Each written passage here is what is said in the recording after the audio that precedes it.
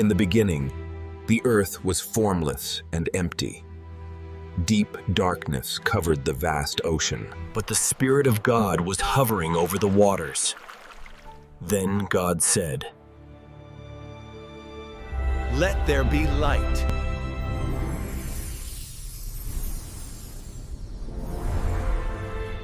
And there was light.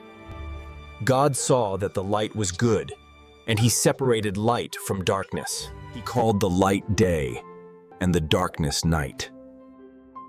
This was the very beginning. On the second day, God said, "Let there be a vault between the waters." And so, the vast blue sky stretched out, separating the waters below from the clouds above. On the third day, God gathered the waters in one place, and the dry ground appeared.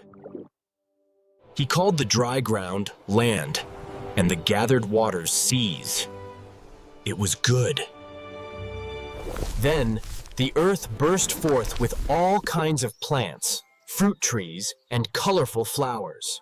On the fourth day, God created two great lights in the sky, the sun to govern the day, and the moon to govern the night, along with the twinkling stars. On the fifth day, God filled the waters with every kind of swimming creature. And the skies were filled with birds, soaring and singing their joyful songs.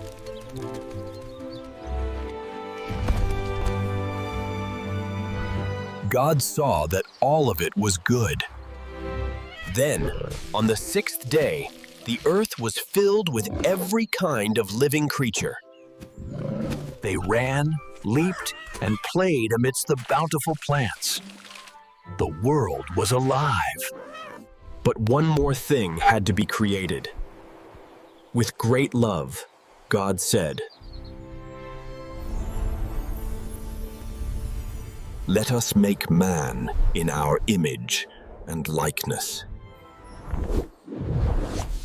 So God formed Adam from the dust of the ground and breathed life into him. God placed Adam in the most beautiful garden called Eden. It was filled with trees, beautiful to see, and good for food. Adam was to care for it, but God knew Adam shouldn't be alone. So, God put Adam into a deep sleep. From one of Adam's ribs, God formed a suitable helper for him. This was Eve. When Adam awoke, his heart was filled with joy. They lived in perfect harmony. Naked and unashamed, they explored Eden's beauty together. In the center of Eden, there was one special tree, the tree of the knowledge of good and evil. God gave a clear command: "You may eat from any tree freely, but from this one you must not eat. For on the day you eat, you will surely die." However, there was a serpent, more cunning than any other creature. The serpent approached Eve, slyly questioning God's word. "Did God really say you must not eat from any tree?" Just a little taste. What harm could it do? I'm here. Eve explained the command, but the cunning serpent persisted. "You will not certainly die," said the serpent. God knows that. "When you eat, your eyes will be opened, and you'll be like God, knowing good and evil." Eve saw the fruit was appealing for food, pleasing to the eye, and desirable for gaining wisdom. So she took it and ate it. And in that moment, the world shifted. Then she also gave some to Adam, who was with her, and he ate it. Immediately their eyes were opened, They knew they were naked and felt shame. They hid themselves among the trees from God's presence. In the cool of the day, they heard God walking in the garden. He called out. Adam confessed. As a consequence, the serpent was cursed. No longer would it walk upright. Eve would experience pain in childbirth, and Adam would toil for food from the cursed ground.